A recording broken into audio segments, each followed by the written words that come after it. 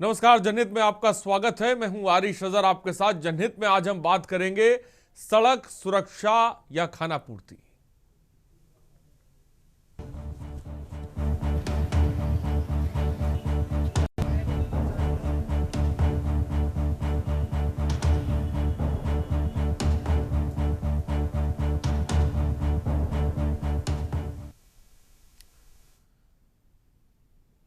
सर्दियों के मौसम में घने कोहरे के कारण सड़क हादसों का ग्राफ बहुत तेजी से बढ़ रहा है। विजिबिलिटी कम होने की वजह से अनफिट वाहन सड़कों पर मौत का दूत बने हैं।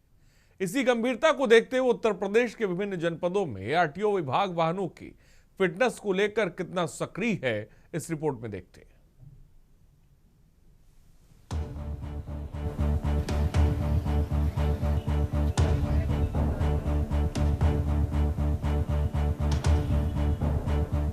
सर्दियों के मौसम में घने कोहरे के कारण सड़क हादसों का ग्राफ तेजी से बढ़ रहा है।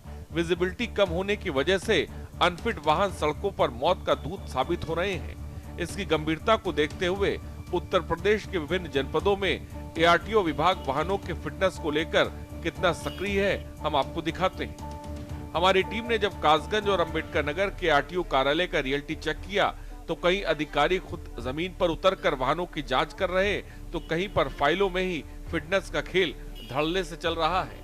जहां एक तरफ कासगंज एआरटीओ कार्यालय के बाहर इन दिनों वाहनों की लंबी कतारें हैं, एआरटीओ आरपी मिश्र खुद मैदान में उतरकर एक वाहन की बारीकी से जांच कर रहे हैं। विभाग का स्पष्ट संदेश है, बिना फिटनेस कोई वाहन सड़क पर दौड़ेगा नहीं, लेकिन वाहन है कि धड़ल्ले से दौड़ रहे हैं। वहीं दूसरी ओर अंबेडकर नगर से कुछ अलग ही तस्वीर सामने आ रही है। यहाँ प्रतिदिन 10 से 15 वाहनों की फिटनेस तो हो रही है और अधिकारी दावा कर रहे हैं कि बिना वाहन देखे फिटनेस जारी नहीं होती, लेकिन स्थानीय लोगों और वाहन स्वामियों के आरोप गंभीर हैं। चर्चा है कि कार्यालय में दलालों का बोलबाला है और कथित तौर पर सुविधा शुल्क के बदले कुर्सी पर बैठे बैठे ही अनफिट वाहनों को फिट घोषित कर दिया जाता है। सड़क सुरक्षा सिर्फ एक अभियान नहीं बल्कि जीवन बचाने का संकल्प होना चाहिए। कासगंज में जहां विभाग की दुरुस्त नजर नहीं आ रहा है, वहीं अंबेडकर नगर जैसे जिलों में भ्रष्टाचार के आरोप सिस्टम पर सवालिया निशान खड़े कर रहे हैं। इन सब के बीच नितिन गडकरी का प्राइवेट बसों को लेकर बड़ा बयान भी सामने आया है, जहां पर वो कह रहे हैं कि सभी प्राइवेट बसें मानकों के तहत ऑटोमोबाइल कंपनियां ही बनाएंगी। इन सब के बीच देखना ये होगा कि शासन स्तर से इन व्यवस्थाओं पर क्या लगाम लग पाएगी, बड़ा सवाल। तो एक तरफ सड़क सुरक्षा के तमाम दावे हैं और दूसरी तरफ जमीनी हकीकत। हम लगातार तमाम जिलों से इस तरह की खबरें आपके सामने रख रहे हैं, जहां पर सड़क सुरक्षा के नाम पर कितना बड़ा खिलवाड़ किया जा रहा है, एक बहुत बड़ा खेल चल रहा है। उसका अंदाजा आप सड़कों को देख के लगा सकते हैं। सड़कों पर जो वाहन दौड़ रहे हैं वो कितने फिट हैं और ये कहां से दौड़ रहे हैं, ये अपने आप में सवाल है। क्योंकि जो तमाम अधिकारी और विभाग और अफसर बैठे हुए हैं, ये आखिर कर क्या रहे हैं जब ये अनफिट वाहन सड़कों पर दौड़ रहे हैं जो मौत को दावत दे रहे हैं? क्या जनता की जान से खिलवाड़ हो रहा है, उसको देखने वाला कोई है नहीं? तमाम जगहों से जो खबरें आ रही हैं वो लगातार हम जनहित के मुद्दे में दिखाते रहते हैं। एक तरफ सड़क सुरक्षा के तमाम दावे हैं और दूसरी तरफ क्या माना जाए कि सिर्फ खानापूर्ति है। तमाम गेस्ट हमारे साथ जुड़ रहे हैं। हमारे साथ श्याम सलोने जी बीजेपी के नेता इस वक्त हमारे साथ जुड़ गए, बहुत बहुत स्वागत है। सुभाष द्विवेदी समाजवादी पार्टी के नेता जुड़ गए, सुभाष जी आपका बहुत बहुत स्वागत है। आलोक त्रिपाठी वरिष्ठ पत्रकार हमारे साथ जुड़ गए, बहुत बहुत स्वागत है। आदित्य तिवारी जी पूर्व एआरटीओ अधिकारी हमारे साथ जुड़ गए, बहुत बहुत स्वागत है आपका। और अमन सिंह अंबेडकर नगर से हमारे संवाददाता हमारे साथ है। प्रशांत सोनी कासगंज से हमारे संवाददाता है और भी तमाम गेस्ट हमारे साथ जुड़ेंगे, उनसे भी आपका तारुफ कराएंगे। लेकिन सबसे पहले सीधे अंबेडकर नगर का रुख करते हैं। अमन हमारे साथ है। अमन, अंबेडकर नगर में एक तरफ हम देख रहे हैं कि तमाम दावे किए जा रहे हैं सड़क को लेकर, सुरक्षा को लेकर, वाहनों को लेकर। हमने देखा कि नितिन गडकरी जी ने भी एक बड़ा ऐलान किया कि भाई जो हमने देखा कि जो बसें बना करती हैं अवैध तरीके से, उनको अब जो है वो प्राइवेट कंपनियां बनाएंगी। एक तरफ ये फैसला, इस लेवल पे फैसले लिए जा रहे हैं, दूसरी तरफ जमीनी हकीकत हम अमन ये देख रहे हैं कि अनफिट वाहन धड़ल्ले से दौड़ रहे हैं और तमाम तरह की दलाली और जो किसी से छिपी नहीं है सब देख सकते हैं वो। फिलहाल क्या जानकारी अमन आपके पास है? बता दें कि अगर अंबेडकर नगर की बात करें तो अंबेडकर नगर में वैसे तो आरटीओ सत्येंद्र कुमार यादव हैं और उनका साफ तौर से कहना है कि वाहनों का तो फिटनेस बिना कार्यालय आए नहीं किया जाता है। सारे वाहनों को बाकायदा चेक किया जाता है, तभी जाके उनका फिटनेस होता है और उनका एवरेज है कि एवरेज नहीं, ये तो अच्छी बातें अमन सब अधिकारी करते हैं, लेकिन हम भी सड़कों पर देखते हैं। अंबेडकर नगर की सड़कों पर आप क्या देख रहे हैं?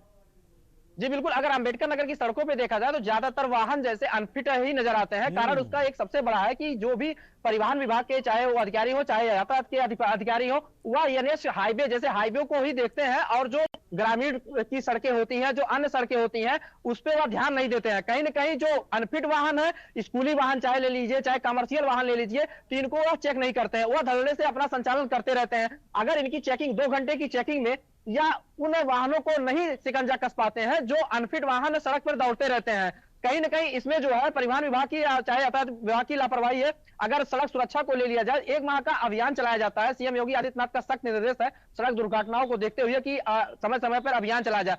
उसी में अभी जनवरी माह चल रहा है और अभियान भी चलाया जा रहा है, लेकिन कहीं ना कहीं यह अभियान भी जो है एक प्रकार से मैच खाना पूर्ति रह जाता है, क्योंकि जो सड़क दुर्घटनाएं है उसमें कहीं ना कहीं कमी नहीं आ रही है। यहाँ तक कि हर माह जो है सड़क दुर्घटनाओं में बढ़ोतरी हो रही है, तो इसमें कहीं ना कहीं प्रशासन की अभी भी कोताही है। और इसके मूल कारण यह है कि चाहे वह ड्राइविंग लाइसेंस को ले लिया जाए, आरटीओ ऑफिस से ही इसकी मूल कारण शुरुआत होते हैं। जैसे ड्राइविंग लाइसेंस से किसी को चलाने नहीं आ रहा है, लेकिन दलालों को पकड़ ले रहे हैं और उनका ड्राइविंग लाइसेंस जारी हो जा रहा है। तो इस कारण से कहीं ना कहीं जब वह अप्रशिक्षित वाहनों का संचालन करते हैं, रोड पे निकलते हैं, तो वह दुर्घटनाओं का ही सबब एक कारण बनता है। तो ये सब बड़े कारण है जो दुर्घटना जो है सड़क दुर्घटनाओं में बढ़ोतरी हो रही है। और अनफिट वाहन है, अगर इनसे दुर्घटनाएं होती हैं तो कहीं ना कहीं तमाम चीजों को लेकर जिला प्रशासन या चाहे परिवहन विभाग ले लिया जाए, चाहे यातायात, यही जिम्मेदार होते हैं। जी, बड़ी बात आपने कही। हमारे साथ प्रशांत सोनी कासगंज से हमारे संवाददाता हैं। प्रशांत, कासगंज की क्या तस्वीर देखने को मिल रही है? वहां पर सिस्टम कितना एक्टिव है? ऐसा तो नहीं है कि दलाली का अड्डा कासगंज भी बन चुका है, वहां पर भी उगाही हो रही है, जैसा कि हम तमाम जगहों पर देखते हैं किस तरह से लाइसेंस बन रहे हैं, किस तरह से अनफिट वाहनों को फिट करार दिया जा रहा है, और सड़कों पर तो हम देखते ही हैं कि कैसे मौत दौड़ रही है। क्या जानकारी है?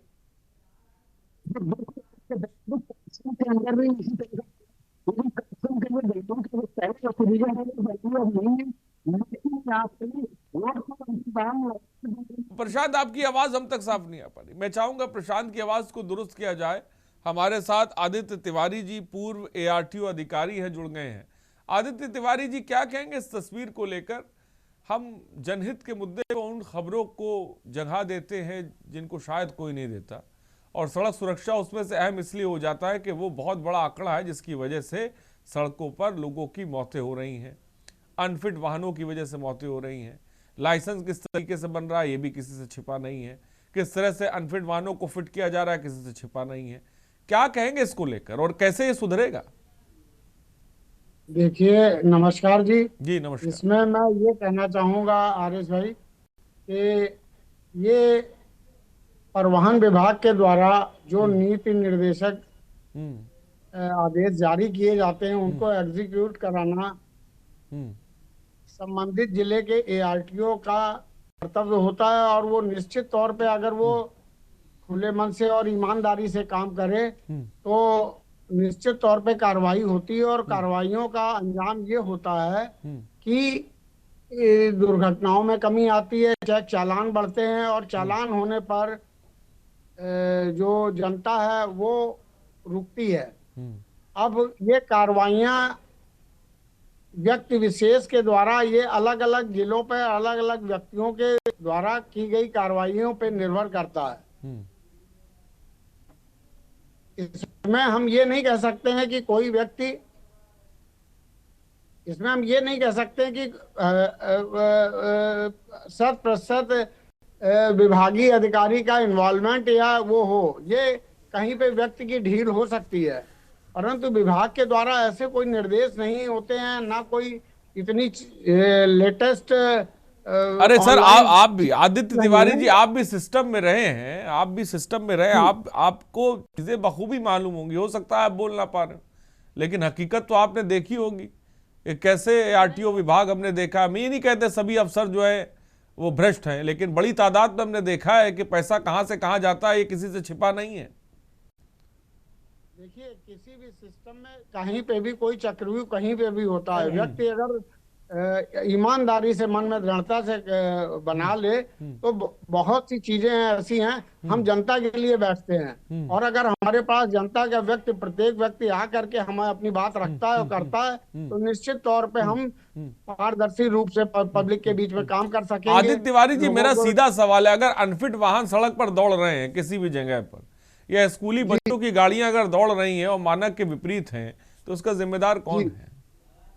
नहीं, अगर गाड़ी दौड़ रही है तो उसके लिए संबंधित स्वामी और विभागीय अधिकारी दोनों का जिम्मेदार है। जिम्मेदारी है कि दोनों की जिम्मेदारी है कि अनफिट वाहन को ना तो वो चलाएं, क्योंकि उसकी भी उतनी जिम्मेदारी है कि उसको मालूम है कि उसमें 150 जो भी बच्चे जा रहे हैं वो नहीं, उसकी रोकने के लिए जो विभाग बना हुआ है सर, उसकी कोई जिम्मेदारी नहीं है क्या? रोकने के लिए जो विभाग बनाए गए, विभागीय अधिकारी द्वारा लगातार कार्रवाइयां की जाती हैं। स्कूलों के प्रति अलग कार्रवाई चलती है, और जगह समय समय पे कार्रवाइयां और अभियान अलग चलाए जाते हैं विभाग के द्वारा।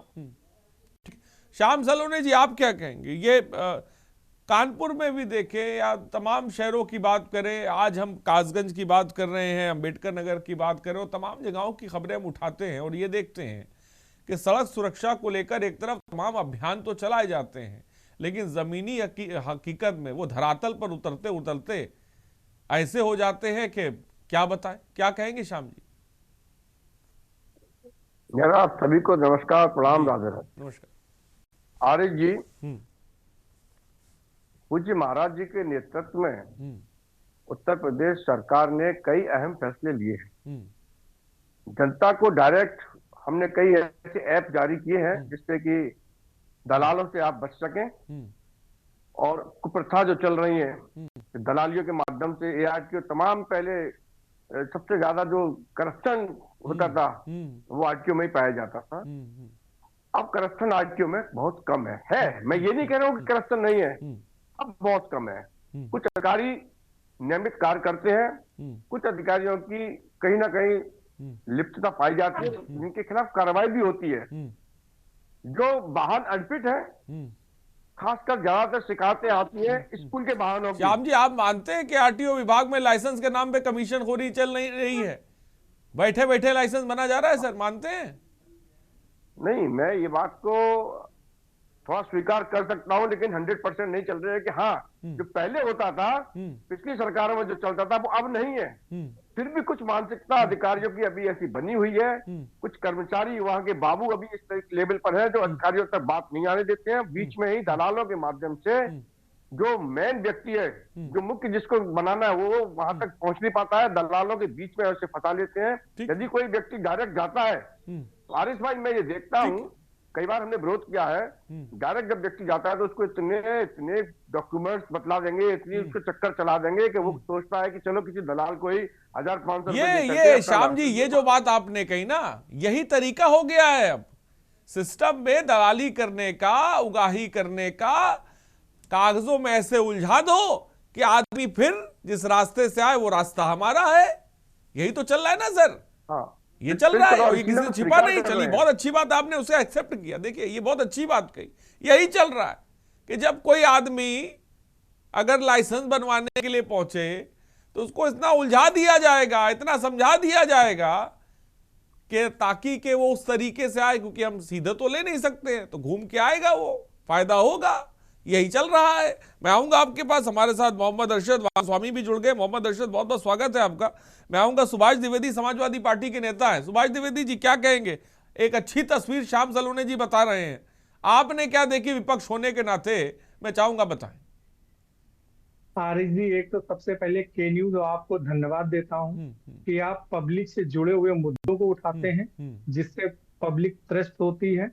उन मुद्दों को आपका चैनल अधिकतर उठाता है, उसके लिए आपका चैनल और आप बधाई के पात्र हैं।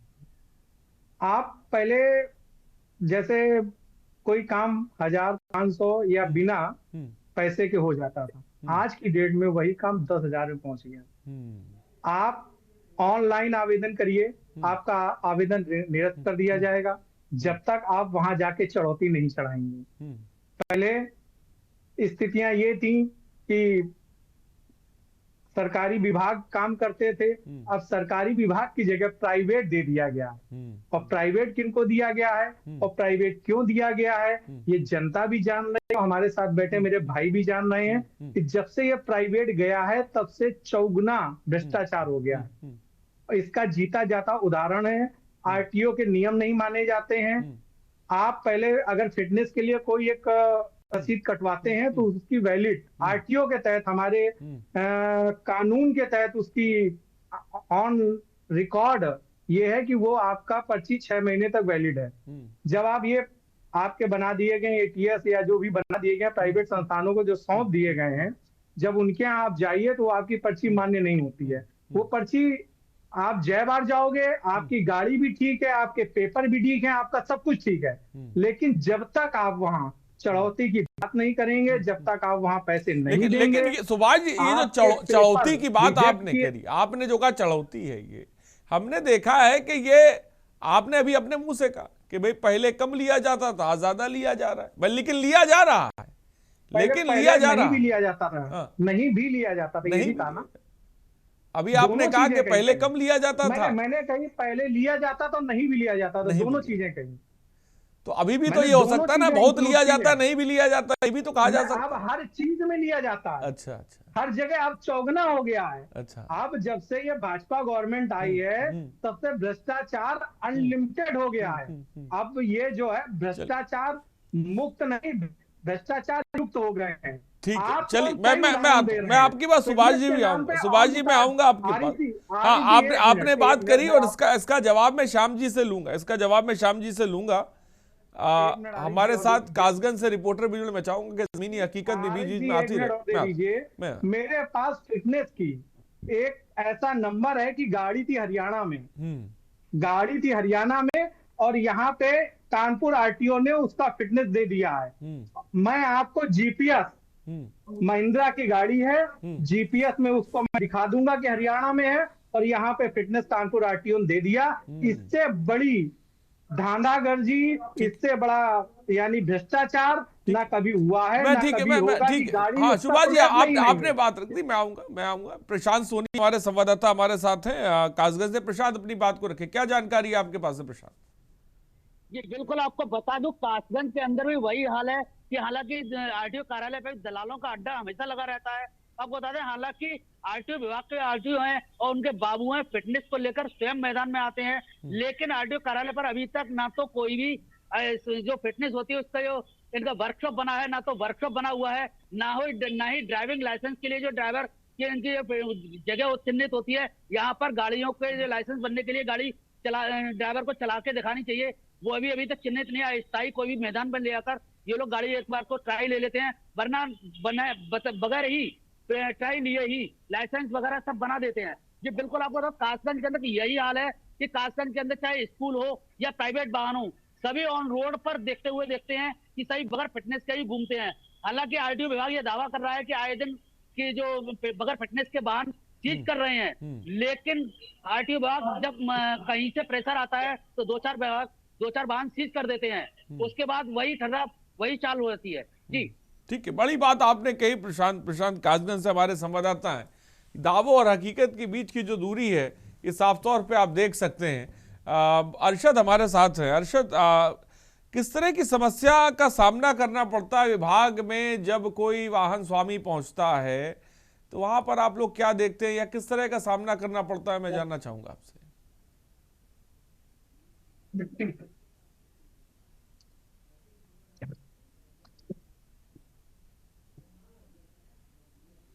हाँ अरशद बोले।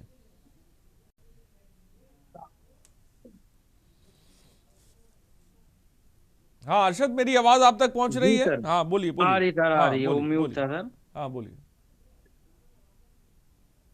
सर बहुत ही चीजों का सामना करना पड़ता है। जैसे रोड पे जब गाड़ी चलती है, अब कोई गाड़ी अगर रोड पे खड़ी हो गई या खराब हो गई, ना उसमें कोई रेडियम होता है, ना किसी चीज की कोई लाइट होती है। बहुत सी चीजों की लाइटें, गाड़ियों की बैक लाइटें खराब होती हैं। अब किसको क्या मालूम आगे कौन खड़ा है कौन नहीं खड़ा है। मतलब ये चीजें आप बड़ी तादाद पे देखते हैं क्योंकि आप के वाहन चलते हैं, लेकिन जो फिटनेस जी टेस्ट है मतलब वो साफ तौर पे सड़क पे नजर आता है कि अनफिट वाहन धड़ल्ले से दौड़ रहे हैं, ये मान रहे हैं आप? जी जी जी जी। ना रेडियम मैंने गाड़ी में, ना पीछे की लाइटें सही हैं। अब बहुत से हादसे अपने सामने भी आते हैं। ठीक, तो बड़ी बात अर्शद साफ तौर पे कह रहे हैं। श्याम सलोनी जी जवाब दे जो बात सुभाष जी ने बोली, मैं आता हूँ। आरिश भाई, सुभाष द्विवेदी जो बोल रहे हैं वो बिल्कुल जनता के विपरीत बोल रहे हैं। और जनता बहुत जागरूक है, जनता हर चीज को देख रही है। आज आपने देखा होगा जो पहले तमाम चैनल पर जो पारिवारिक रिश्ते नाते और ये तमाम जो स्टोरियां चलती थी, अब लोग उन पर इंटरेस्ट कम लेते हैं, न्यूज पर ज्यादा ध्यान देते हैं। सोशल मीडिया पर भी बहुत न्यूज पर और पूरा राजनीतिक तरह में क्या चल रहा है, जनता बहुत एक्टिव है। सुभाष जी ने बड़े प्यार से वो बातें कही थी जो जनता स्वीकार नहीं करेगी। हम सच्चाई स्वीकार करते हैं। मोहम्मद अरशद सैफी साहब ने जो कहा कि कुछ वाहनों की लाइटें नहीं दिखाई देती हैं, वो पट्टी होनी चाहिए, दूर से दिखाई दे जाए कि हाँ भाई गाड़ी बाहर खड़ी है, ये होना चाहिए। और ये श्याम जी इसलिए भी जरूरी क्योंकि कोहरे का समय चल रहा है, कोहरे का समय चल रहा है, और अगर ऐसे वाहन सड़कों पर दौड़ेंगे और होते हैं, हादसे हो रहे हैं, एक लंबा डेटा है जो मैं रह सकता हूं, बहुत बड़ी तादाद में लोगों की जान इसमें जा रही है, ध्यान नहीं है, लेकिन विषय बहुत बड़ा है ये सर। श्याम जी, पार्टी के मित्र ने कितनी साफ गोई से झूठ बोला है कि पहले नहीं होता था। मैं कहता हूं कि जितने भी भ्रष्टाचार थे समाजवादी पार्टी की सरकार में 100% थे। आज भ्रष्टाचार कुछ लोग कर रहे हैं, मैं मानता हूं, स्वीकार कर रहा हूं, हमने देखा है, हम इसका विरोध भी करते हैं, लेकिन एक डर भी बना हुआ है उनको, क्योंकि उनके खिलाफ कार्रवाई होती है। पहले कार्रवाई नहीं होती थी, पहले ठेके उठते थे, चाहे वो थाने का होता हो चाहे वो आरटीओ का होता हो, इनके अपने लोग बैठे होते थे, कार्यकर्ता ठेकेदार बने होते थे। आज वो चीज नहीं है। आज भारतीय जनता पार्टी का कार्यकर्ता ठेका नहीं ले सकता है, उसे अनुशासन में रहकर कार्य करना होता है। मैं कितना भी बड़ा नेता बन जाऊं, मैं फिर भी अपनी मनमानी नहीं कर सकता हूँ, मुझे अनुशासन में रहना ही होगा, क्योंकि ये विचार करने वाली पार्टी है, यहाँ पर विचार चलते हैं। हम भारत के नहीं श्याम जी, आपकी बात अच्छी है, आपने कहा कि भाई हम अनुशासन में रहेंगे, लेकिन ये अधिकारी कब से अनुशासन में आएंगे ये मैं जानना चाहूंगा, ये विभाग कब अनुशासन में आएंगे मैं ये जानना चाहूंगा। मैं आऊंगा आपके पास, ब्रेक का वक्त हो चला है। सड़क सुरक्षा को लेकर आज हम बात कर रहे हैं, अहम बात यही है कि विभाग अनुशासन में कब आएगा, अधिकारी अनुशासन में कब आएंगे, ताकि के लोगों की जान के साथ खिलवाड़ कम से कम बंद हो सके। बहुत बहुत शुक्रिया अमन हमसे जुड़ने के लिए, तमाम जानकारी देने के लिए। प्रशांत बहुत बहुत शुक्रिया। रुकते छोटे से ब्रेक के लिए, जल्द हाजिर होंगे।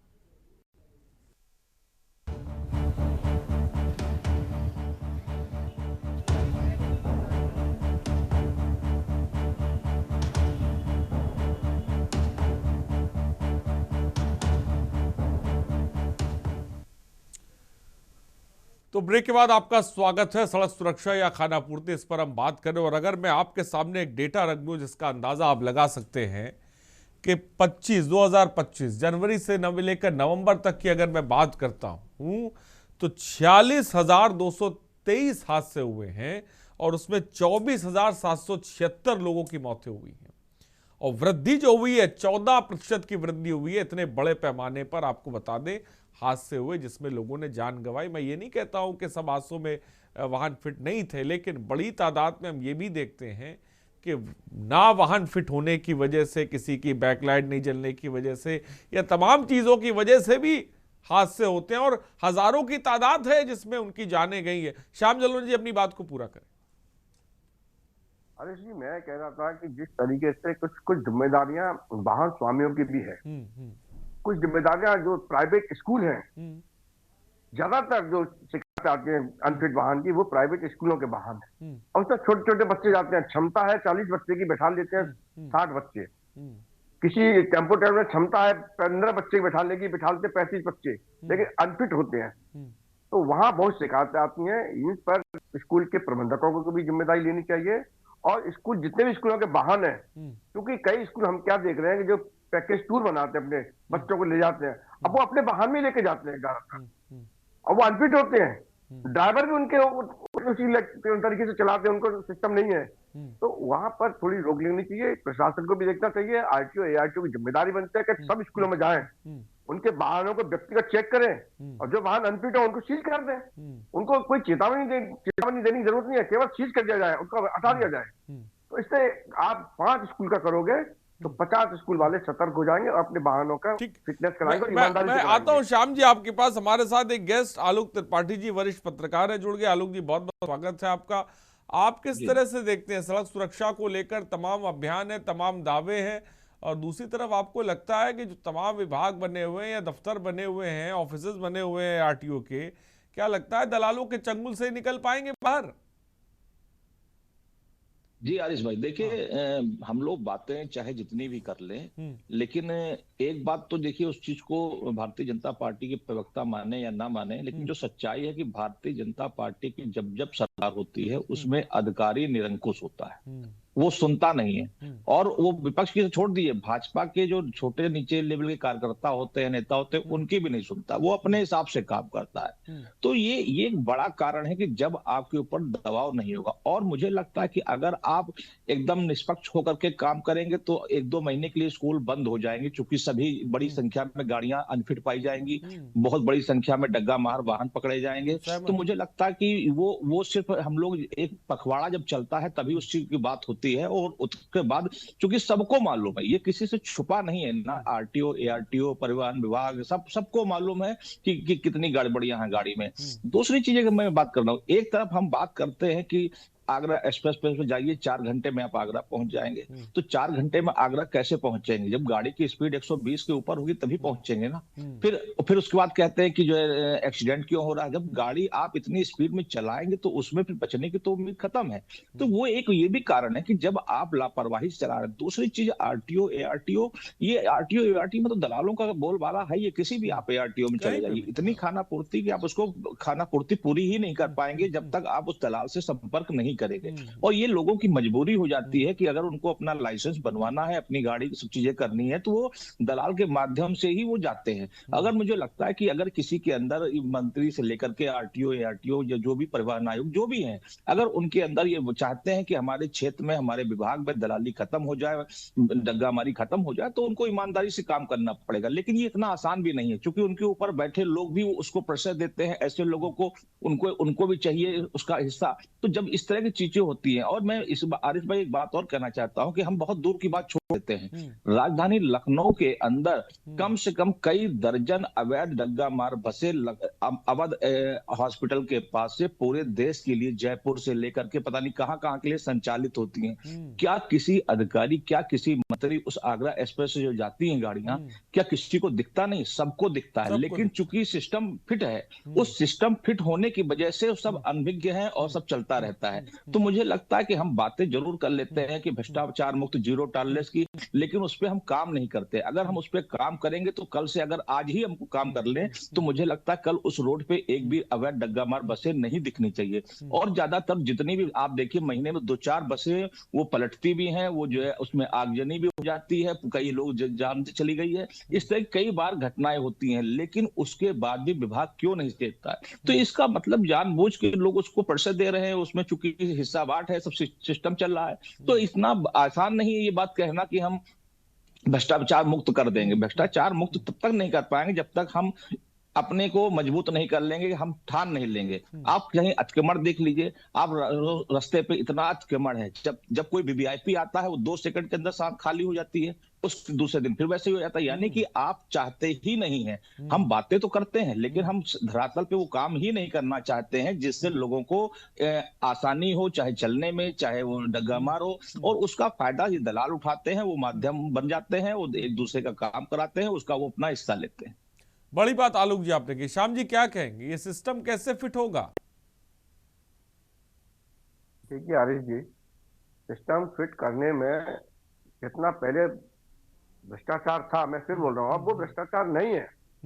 ये जो बसें चल रही हैं, क्योंकि ये जरूरी, ये भी बहुत जरूरी है जनसंख्या की दृष्टि से, ये प्राइवेट वाहन चलाना भी बहुत जरूरी है। अब इसमें सभी प्राइवेट वाहन अनफिट है ऐसा नहीं है, यदि 2-4 अनफिट हो तो उनके बारे में बताइए। लेकिन मैं इतना कहना चाहता हूं आपके चैनल के माध्यम से, यदि किसी भी व्यक्ति को ARTO की यहाँ भी परेशानी आ रही है या दलालों के माध्यम से काम कराना पड़ रहा है, मजबूरी है, तो वो अपने क्षेत्र के विधायक से संपर्क करे, भारतीय जनता पार्टी के महानगर अध्यक्ष, जिलाध्यक्ष से संपर्क करे।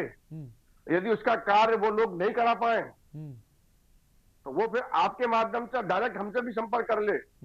कोई विधायक यदि नहीं सुन रहा है हो तो मैं आपके चैनल के माध्यम से बात कह रहा हूं, तो वो व्यक्ति कहे, हमको बताए कि कौन उससे रिश्वत ले रहा है, कौन अधिकारी नहीं सुन रहा है, उस अधिकारी की खटिया खड़ी करा देना, ये हमारी जिम्मेदारी होगी फिर। लेकिन हम भ्रष्टाचार नहीं होने देंगे। पूज्य महाराज जी का जो सपना है भ्रष्टाचार मुक्त उत्तर प्रदेश बनाना, जो पहले बीमारी उत्तर प्रदेश था, आज बीमारी उत्तर प्रदेश नहीं रहा है। नहीं श्याम जी सवाल ये कि जब रिपोर्ट ही नहीं सही भेजी जाएगी, जब तस्वीर ही नहीं सही दिखाई जाएगी मुख्यमंत्री को, तो उन्हें पता कैसे लगेगा? नहीं, मैंने कहा ना, आपके क्षेत्र के विधायक को बताएं। मैं तो, आपका चैनल कोई एक क्षेत्रीय चैनल नहीं है, पूरे उत्तर प्रदेश में, पूरे देश में देखा जाता है। के चैनल न्यूज के माध्यम से मैं दर्शकों से अपील कर रहा हूँ, यदि किसी भी अधिकारी, किसी विभाग में कोई सुनवाई नहीं हो, आप अपने विधायक से संपर्क करें। आप किसी भी पार्टी की हो, आप हमारे देश के नागरिक हैं, आपकी जिम्मेदारी, और वो विधायक आपकी सुनेगा, नहीं सुने आप हमें बताएं। ठीक, माननीय मुख्यमंत्री। मैं श्याम जी आता हूँ। गिरीश शुक्ला एक दर्शक हमारे साथ जुड़ गए हैं। गिरीश जी अपनी बात को रखें। मैं ये कहना चाहता हूँ कि करोड़ों की तादाद में वाहन है, RTO ऑफिस जो कैपेबल ही नहीं है काम करने के लिए, केवल पैसा वसूली का सेंटर बना हुआ है। हम प्रदेश की सरकार ने, हिंदुस्तान की सरकार से भी अनुरोध करते हैं कि पुराने RTO का जो सिस्टम है RTO का, इसको फुल स्ट्रक्चरिंग की आवश्यकता है, और एक हाई पावर कमेटी बना के हर प्रांत में इस पर स्टडी किया जाना चाहिए। 3 विंग होनी चाहिए अलग अलग फुल पावर की, एक होनी चाहिए सामान्य प्रशासन की, और एक होनी चाहिए टेक्निकल, जिसमें ऑटोमोबाइल इंजीनियर, मोटर मैकेनिक, इस स्तर के लोग टेक्निकल कामों के लिए, और ऑपरेशनल सेफ्टी का नियम पूरी तरह लागू करा सके, वो टीम अलग होनी चाहिए। अब तीनों का किसी से कोई कंसर्न नहीं, एक दूसरे के काम में जो कमी पकड़े, वो शिकायत आने पर जिसने गलत सर्टिफिकेट दिए, कुछ किया, उस पर कठोर कार्रवाई होनी चाहिए। इसके लिए जो है हमारा जो प्रशासन है प्रदेश का, वो कंट्रोल करेगा। लेकिन 3 हिस्सों में इसका डिवीजन होना चाहिए RTO के काम का। अच्छी बात गिरीश जी आपने कही। फिलहाल बहुत बहुत शुक्रिया गिरीश जी जुड़ने के लिए। अरशद, मैं आपसे भी जानना चाहूंगा, किस तरह के कदम आपको लगता है उठाने की जरूरत है ताकि कि सड़क सुरक्षा को लेकर ये तमाम हम लोग बातें कर रहे हैं, फिट वाहनों को लेकर और इन तमाम चीज़ों को लेकर, जो आप अपने स्वयं भी देखते हैं, किस तरह के सुधार की जरूरत है, किस तरह के कदम उठाने की जरूरत है विभाग को, मैं जानना चाहूंगा आपसे। गाड़ी हमारी भी चल रही है रोडों पे, और गाड़ी और भी चल रही है, लेकिन हमने अपनी गाड़ी में जो ये लागू है सब साइज वगैरह, इमरजेंसी गेट हैं, और भी रेडियम वगैरह, लाइट सब अपना ओके करा रखा, सब कुछ ओके। बहुत सी गाड़ियां कुछ ऐसी, किसी कुछ फर्क ही नहीं पड़ रहा है, लोग पैसा दे रहे हैं, अपनी गाड़ी आगे बढ़ा लेते हैं, फिट करा लेते हैं, फिटनेस करा लेते हैं। दलाली इतनी ज्यादा हो गई है, RTO में इतनी ज्यादा दलाली है कि इसका कोई जवाब ही नहीं।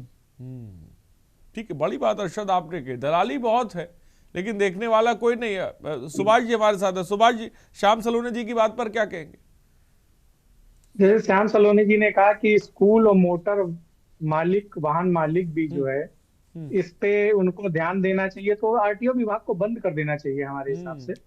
RTO विभाग को नहीं लागू चलने देना चाहिए, क्योंकि जब सब स्कूलों को ही देखना है, वाहन मालिकों को ही देखना है, कानून बनता क्यों है? क्योंकि ये मालूम है कि ना, कि जो वाहन मालिक या कोई ले रहा है तो लालचवश कानून का गलत पालन करेगा। जब गलत हरकतें करेगा अपने लाभ के लिए, तो उसके लिए कानून बनाया जाता है कि आप इस कानून के तहत इस चीज का आप उल्लंघन नहीं कर पाएंगे। उसके लिए बाकायदे एक आपके पास विभाग है, बहुत बड़ा आपके पास संसाधन है। RTO का 84 करोड़पति है, लखपति नहीं कह रहे हैं। जब छापे पड़ते हैं तो RTO का 84 करोड़पति मिलता है, RTO अरबपति मिलता है। किलो में सोना मिलता है चपरासियों के यहाँ। 9 साल हो गए हैं, अभी इनको 2024 में जनता ने जवाब दिया था, 27 में उससे बड़ा जवाब देगी। जनता के भावनाओं या जनता के साथ खेलना बंद करिए। भाजपा को हकीकत समझनी पड़ेगी। यहाँ पे किसी की नहीं चलती है, यहाँ सिर्फ सत्ता और प्रशासन में जो बैठा अधिकारी है उसकी चलती है। क्या जरूरत थी? आपके पास क्या विभाग कम था? आरटीओ आपके पास इतना बड़ा विभाग था, श्याम जी आता हूं आपके पास। आपने प्राइवेट दे दिया, आपको क्या जरूरत थी? जब कोई स्कूल बस में दुर्घटना हो जाती है तो 3 दिन 2 दिन के लिए आरटीओ जागता है, उस समय कार्रवाई होती है। 2-3 दिन पेपर में छपे, घटना दब गई, भूल गए। जब कोई वीआईपी लग्जरी बस भिड़ती है हाईवे पे तो उस पे जांच हुई, खानापुरी हुई, बंद। ना जाने कितना जीएसटी चोरी होता है इन बसों के माध्यम से, ना जाने कितनी गलत गतिविधियां होती हैं। जब ये गलत गतिविधियां पकड़ी गई हैं, आपका विभाग के आपके पास इतना बड़ा संसाधन है, आपके पास मैन पावर है, आपको दिया गया शासन के तहत, क्या करता? सब सोता रहता है। तो बंद करिए ना, सब पब्लिक को ही करना है। तो इतना पब्लिक का पैसा क्यों बर्बाद किया जा रहा है? ठीक है, मैं आता हूं सुभाष जी। आदित्य तिवारी जी, आदित्य तिवारी जी क्या कहेंगे आप? आदित्य तिवारी जी, हाँ, अनम्यूट करे हो बोले, अनम्यूट करे हो बोले। मैं एक बार फिर आपसे ये कहूंगा कि रोड पे जो एक्सीडेंट होते हैं उसका एक्सीडेंट का मूल कारण है ड्राइवर का अपने आप पे संतुलन खो देना। क्योंकि जब वो गाड़ी 100 किलोमीटर चला सकता है, 200 किलोमीटर ले जाता है, तो बीच में अगर एक्सीडेंट कर रहा है तो निश्चित तौर पे गाड़ी के ड्राइवर की कहीं ना कहीं कमी है। अगर गाड़ी बिहार से चल करके दिल्ली जा अरे आदित्य जी वो बात मैं मान रहा हूँ, ये हादसे हैं, लेकिन मैं ये कह रहा हूँ कि जो सिस्टम में लूज होल है, ये जो दलालों का अड्डा बन चुके हैं दफ्तर, इनको लेकर मैं चाहूंगा कि कुछ तथ्यात्मक बोल दीजिए।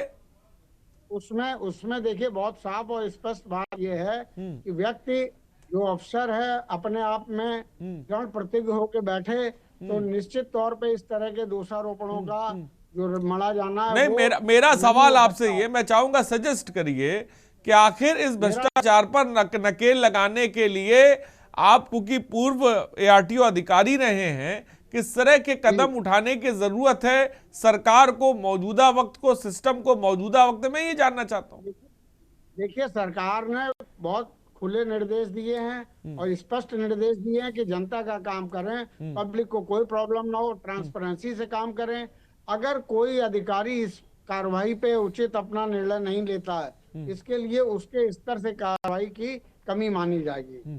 अगर हमारे कार्यालय में कोई भी व्यक्ति आता है और वो संतुष्ट नहीं होता है या उसको कोई प्रॉब्लम हो रही है, तो उसके लिए कार्यालय अधीक्षक या कार्यालय अधिकारी जिम्मेदार है।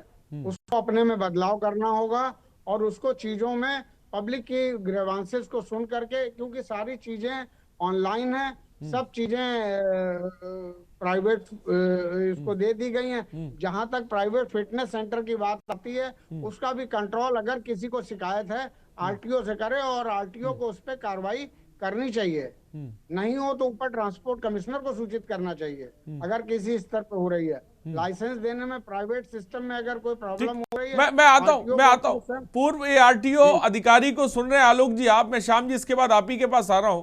आलोक त्रिपाठी जी क्या कहेंगे इनकी बात पर, आदित्य तिवारी जी की बात पर? आदित्य तिवारी जी बात अधिकारी रहे हैं आरटीओ के, तो अच्छे से वाकिफ है, लेकिन सवाल वही उठता है कि क्या हम दलाल मुक्त आरटीओ ऑफिस को कर पाएंगे? ये इतना आसान नहीं है। इसको करने के लिए आपको इच्छा शक्ति है, और ये देखिए ये नीचे से सिस्टम नहीं है। आप आरटीओ एआरटीओ चाहे तिवारी जी माने सहमत हो मेरी बात से या ना हो, लेकिन अगर आप ऊपर के अधिकारियों के सिस्टम में फिट नहीं होंगे तो आप उस पद पे नहीं रह पाएंगे, आपको उस पद से हटा दिया जाएगा। तो ये सिर्फ आरटीओ ही नहीं, ये पुलिस विभाग में भी स्थित सिस्टम है। तो मुझे लगता है कि अगर सरकार चाहती है कि जीरो टॉलरेंस नीति की जो उसने वादा किया था उसको खत्म करना है, तो दलाल मुक्त आरटीओ ऑफिस को बनाना पड़ेगा और दलालों को जेल भेजना पड़ेगा। एक भी दलाल आरटीओ कार्यालय के अंदर क्यों दिखाई देता है उसको उसके खिलाफ क्यों नहीं एक्शन होता है? तो मुझे लगता है ये सब चीजें एक सिस्टम का अभिन्न अंग बन चुकी हैं और लोग भी उस चीज को वाकिफ हो गए हैं कि इस सिस्टम से तहत ही हमको काम कराना है और वो हो रहा है। तो इसलिए इतनी ज्यादा इसमें समस्याएं अब नहीं आ रही, लेकिन जिनका काम नहीं होता है उनको दिक्कतें हैं। तो मुझे लगता है कि सरकार को अपनी जो नीतियां हैं उनको स्पष्ट करना चाहिए, दलाल मुक्त कार्यालय बनाने चाहिए जहां पे लोग आसानी से जाएं और अपना काम करा सकें, और वहां पे एक सहायक के रूप में किसी को नियुक्त करना चाहिए जिसको कोई दिक्कत आ रही हो, कोई फॉर्म ना भर पा रहा हो, कोई ऑनलाइन ना कर पा रहा हो, उसकी वो मदद करे। क्योंकि ये सब चीजें ना होने की वजह से ही वहां पे दलाल अपना काम करते हैं और जो काम आप महीने भर दौड़ के नहीं कर पाते हैं वो दिन के अंदर आपको करा करके आपके हाथ में पकड़ा देता है। तो इस कारण से लोगों का भी रुझान दलालों की तरफ हो रहा है। तो मुझे लगता है कि सरकार को थोड़ा सा दलालों से दूरी बनानी चाहिए, अधिकारियों के ऊपर थोड़ा ढील देनी चाहिए, क्योंकि अधिकारियों से जब आपकी एक सिस्टम बन जाएगा कि नहीं आप तभी तैनात हो पाएंगे जब आप इतना तो हमको देंगे, तो अधिकारी भी फिर देगा कहां से? वो भी तो फिर दलाल रखेगा। तो ये तो एक सिस्टम का अंग बन चुका है। उस सिस्टम को खत्म करने के लिए आपको पहले अपनी इच्छा शक्ति मजबूत करनी पड़ेगी ऊपर से विभाग को, तब जाकर के आप दलाल मुक्त आरटीओ ऑफिस को बना पाएंगे। ठीक है, श्याम सलोने जी क्या कहेंगे सुभाष जी की बात कर? चपरासी भी करोड़पति है। आरिफ भाई, चपरासी भी करोड़पति है, एआरटीओ भी करोड़पति है, आरटीओ भी करोड़पति है, उनके खिलाफ कार्रवाई होती है। मैं ये जानना चाहता हूं समाजवादी पार्टी के मेरे मित्र से, जितनी जांच हुई है समाजवादी पार्टी की सरकार में, कितने एआरटीओ के खिलाफ जांच हुई, कितने एआरटीओ पकड़े गए, कितने कर्मचारी पकड़े गए? ये जांच कराने का मुद्दा भी केवल पूज्य महाराज जी में है। हमने जांच कराई है इन भ्रष्टाचारियों के खिलाफ, पकड़े भी गए, जेल में भी गए हैं, क्योंकि हम एक ईमानदारी सरकार लेके चल रहे हैं। आलोक भाई जो बोल रहे हैं कि ऊपर से सिस्टम बिगड़ा है, मैं नहीं मानता इस बात को। ऊपर से सिस्टम बिगड़ा होता तो आज दलाल जैसे पहले सक्रिय थे, आज उतने सक्रिय दलाल नहीं है। सक्रिय है, मैंने पहले भी स्वीकार किया था, अभी है, लेकिन अभी 75% हमने कंट्रोल किया है, 25% अभी भी है। हमें पूर्ण रूप से स्वस्थ करना है उत्तर प्रदेश को। इसमें आलोक जी, श्याम जी, कितना वक्त लगेगा अभी? क्या अभी सत्ता में एक बार और चाहते हैं? अरे नहीं, सत्ता तो जनता हमको बार बार देगी अभी, क्योंकि सरकार, हम जनता के प्रति उत्तरदायित्व है, हम जहाँ कमियां होती है वह स्वीकार करते हैं। मैंने भी कहा था कि आज जनता बहुत जागरूक है, हर चीज को देख रही है।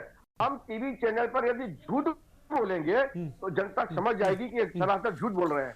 मैं रोक रहा हूं श्याम जी, एक बड़ी खबर इस बीच दर्शकों को हम बताना चाहते हैं। एक बड़ी खबर इस वक्त हमें मिल रही है। अंकिता भंडारी प्रकरण में सीएम धामी का बड़ा फैसला। माता पिता की मांग पर सीबीआई जांच की सतुति हुई है। अब तक की कार्रवाई पर मुख्यमंत्री का बड़ा बयान सामने आया है। अंकिता भंडारी हत्याकांड, सोशल मीडिया ऑडियो क्लिप्स पर भी जांच होगी। देहरादून से खबर है, अंकिता भंडारी हत्याकांड जिसको लेकर लगातार प्रदर्शन चल रहा है, उसको लेकर अब सीबीआई जांच की जो मांग माता पिता कर रहे हैं उसको लेकर मुख्यमंत्री ने बड़ा बयान दिया है। क्योंकि इससे पहले आपको बता दें, इस मामले पर एसआईटी जांच कर रही थी, जिसको लेकर परिवार के लोग साफ तौर पर खुश नहीं थे।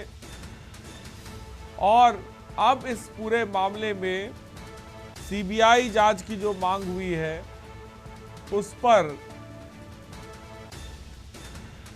खबर इस वक्त आपको बता रहे हैं। अब तक की कार्रवाई पर मुख्यमंत्री का बड़ा बयान। अब सीबीआई जांच होगी, तो सीबीआई जांच के बाद क्या अंकिता भंडारी हत्याकांड को लेकर, और हमारे ब्यूरो चीफ राजेश जी इस वक्त जुड़ गए हैं।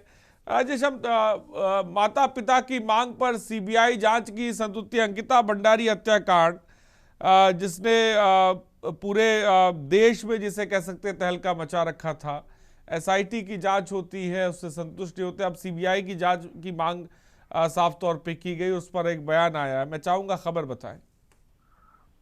बिल्कुल आदित्य, देखिए लगातार जो है एक विरोध और प्रदर्शन जो है लगातार प्रदेश के अंदर सक्रिय हो चुका था। सभी की मांग थी कि अंकिता भंडारी जो हत्याकांड है उसमें वीआईपी के नाम को चर्चा के साथ साथ सीबीआई जांच की गुजारिश जो है वो सरकार से लगातार विपक्षी दल कर रहे थे। और अंकिता के माता पिता से मुख्यमंत्री पुष्कर सिंह धामी ने हाल ही में जो है मुलाकात की थी और उन्होंने हर तरह की मदद और आश्वासन दिया था कि अगर वो जो चाहेंगे उसी तरीके से सरकार आगे की रणनीति तय करेगी। तो यही वजह है कि देखिए, अंकिता भंडारी के माता पिता से जब उनकी मुलाकात हुई तो अंकिता भंडारी के परिवारजनों ने भी मुख्यमंत्री से जो है सीबीआई जांच की गुहार लगाई थी। ये मेन पॉइंट था आरिश। और इसके साथ साथ देखिए, अभी तक लगातार विवाद जो है वो कहीं ना कहीं देखने को मिल रहा था, क्योंकि अंकिता भंडारी जो प्रकरण है वो 2022 का प्रकरण है, यानी कि जिस समय ये वनतारा रिजॉर्ट में इसकी जो हत्या हुई थी,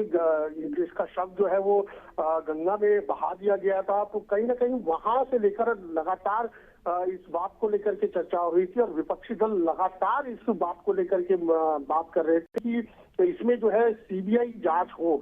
लेकिन जो राज्य सरकार है उसने एसआईटी को ये जांच दे रखी थी और एसआईटी लगातार इस पे अपने बयानबाजी जो उन्होंने दर्ज की थी वो भी पूरी घटनाक्रम को लेकर के उस पे 3 आरोपियों को जो है इसमें अरेस्ट किया गया था अभी तक। लेकिन कहीं ना कहीं एक बार दोबारा जो उर्मिला सनावर है उसने वीआईपी के नाम को लेकर के एक ऑडियो क्लिप जो है वो जारी किया था, जिसके बाद से एक बार दोबारा जो प्रदेश की राजनीति है उसमें एक बड़ा उथक पथक जो है वो देखने को मिली और बड़ा विरोध जो है वो कहीं ना कहीं भाजपा सरकार के विरुद्ध जो है वो देखने को मिला और कहीं ना कहीं भाजपा इस बैकफुट पे दिखाई दे रही थी। यही वजह थी कि मुख्यमंत्री ने अभी परसों यानी कि 3 दिन पहले जो है अभी अंकिता भंडारी के परिजनों से मुलाकात की और उनको आश्वस्त किया था कि जो भी इसमें अगर आप लोगों की जो मांग है, अगर आप लोग भी सीबीआई जांच की सिफारिश चाहते हैं या सीबीआई जांच करवाना चाहते हैं तो सरकार इस पे मंथन करती है और इसमें जल्दी ही कार्रवाई जो है सीबीआई जांच को लेकर के प्रस्तुति दे दी जाएगी। और यही वजह है कि आज की सबसे बड़ी खबर उत्तराखंड से यही है कि मुख्यमंत्री ने कल भी इसका वेट किया, यानी कल जो एक्सपर्ट थे उनकी राय लेने के बावजूद तब जो है आज अभी जो हम अपने दर्शकों को जो ताजा जानकारी दे रहे हैं कि उत्तराखंड में अंकिता भंडारी हत्याकांड पर अब सीबीआई की जो है मोहर जो है वो लगेगी, यानी कि इस पूरे प्रकरण पर अब सीबीआई इस पूरे प्रकरण की जांच करेगी और इसमें जो दूध का दूध है और जो पानी का पानी है वो साफ होने का अंदेशा वो यहाँ तक जो है वो दिखाई दे रहा है कि शायद अब जो मांग प्रदेश की थी कि सीबीआई जांच हो, शायद एक बड़ा अब पूरे मामले को लेकर जो माता पिता हैं जो लंबे वक्त से और तमाम लोग सीबीआई जांच की मांग कर रहे थे, इसको लेकर सियासत भी साफ तौर पे हो रही थी, लेकिन इस बीच माता पिता का क्या कुछ कहना है? क्या उनकी तरफ से आपको बयान आया है जब इतना बड़ा बयान मुख्यमंत्री की तरफ से दिया गया? बिल्कुल, देखिए आरिश, अभी जस्ट ये आदेश जो है वो जारी किए गए हैं मुख्यमंत्री की ओर से। और देखिए अभी हम करंट जो इंफॉर्मेशन है वो आपको अपने दर्शकों को बता रहे हैं कि अभी हालांकि मुख्यमंत्री ने इस बात की घोषणा की है कि सीबीआई जांच जो है वो अंकिता भंडारी हत्याकांड में जो है वो की जाएगी। अब यानी कि जो एसआईटी की जो जांच चल रही थी, एसआईटी अब ये पूरा मामला सीबीआई को ये देगी, यानी कि सीबीआई आने वाले 2-4 दिन में या सप्ताह भर में जो है इस पूरे मामले को टेक ओवर करेगी और इसके बाद जो आगे की कार्रवाई है, जो सीबीआई का प्रकरण है, जो सीबीआई अपने स्तर पर जिस तरीके की जांच करेगी तो शायद हो सकता है कि बड़ा खुलासा भी हो इसमें वीआईपी नाम को लेकर या और भी अन्य खुलासे हो। लेकिन अभी तक जो माता पिता थे अंकिता भंडारी के, जिस बात को लेकर के आप भी कह रहे हैं चर्चा में है, और इसमें जो है अभी मैंने जैसे आपको बताया कि 3 दिन पहले मुख्यमंत्री ने उनके माता पिता से मुलाकात की थी और बाकायदा एक लिखित पत्र जो है वो मुख्यमंत्री को जो है उन्होंने उनके परिवारजनों ने जो है मुख्यमंत्री पुष्कर सिंह धामी को दिया था कि इसमें सीबीआई जांच हो। जब बार बार अंकिता भंडारी के नाम को लेकर के राजनीति हो रही है और तमाम जो विपक्षी दल है वो लगातार सरकार पर हमलावर है, क्योंकि देखिए आगे आगामी 2027 के चुनाव भी आने हैं तो कहीं ना कहीं भारतीय जनता पार्टी को बड़ा नुकसान यहाँ पर देखने को मिल रहा था आरिश। और यही वजह है कि मुख्यमंत्री ने तत्काल इस पे जो है सीबीआई जांच के आदेश जो है वो दे दिए हैं, क्योंकि ये सबसे बड़ी खबर मैं लगातार अपने दर्शकों को बता रहा हूँ कि ये सीबीआई के जांच के जो आदेश है, क्योंकि लगातार 2 से 3 महीने से लगातार इस पूरे मामले को लेकर राजनीति बड़ी गरमाई हुई थी और मुख्यमंत्री ने कहीं ना कहीं जो विपक्षी दल या जो भी इस तरीके का षड्यंत्र राजनीति कर रहे थे अंकिता भंडारी के नाम को लेकर के, खासतौर से जो हत्याकांड को लेकर के, तो कहीं ना कहीं इस पे आने वाले समय पे एक बड़ा विराम जो है वो जरूर दिखता नजर आएगा, क्योंकि सभी की राय थी, सभी का मशवरा था, सभी की डिमांड थी कि सीबीआई जांच जो है वो अंकिता भंडारी कांड में हो। और ये एक बड़ी खबर है कि मुख्यमंत्री ने इस पूरे प्रकरण को गंभीरता से लिया है और मुख्यमंत्री ने सीबीआई जांच के आदेश जो है वो खारिज दे दिए हैं। अब एसआईटी अपनी जांच रिपोर्ट सीबीआई को भेजेगी या उनसे टेक ओवर जो है सीबीआई करेगी। उसके बाद अब जो जिन सवालों के जवाब अभी तक शायद आम जनता को नहीं मिल पाए, वीआईपी का नाम नहीं मिल पाया या और भी इसमें लोग अगर सम्मिलित हुए हो, तो अब जो है सीबीआई बारीकी से इस पूरे पहलू को जांचेगी, क्योंकि 2022 का ये मामला है। कहीं जो सबूत है, साक्ष्य है, वो मिटाने की कोशिश भी की गई है। विपक्ष का इस तरीके का आरोप था। अब देखने वाली बात ये होगी, जो सीबीआई के पास ये पूरा मामला आता है तो सीबीआई किस तरीके से इस पूरे प्रकरण को देखती है और किस तरीके से इस पूरी जांच पड़ताल के बाद कोई निष्कर्ष निकालती है। अहम बात राजेश आपने कही, आप देखना है कि ये जांच की आज साफ तौर पर कहां तक पहुंचेगी। अब इस पूरे मामले पर सीबीआई जांच शुरू करेगी। फिलहाल बहुत बहुत शुक्रिया राजेश हमसे जुड़ने के लिए और तमाम जानकारी देने के लिए।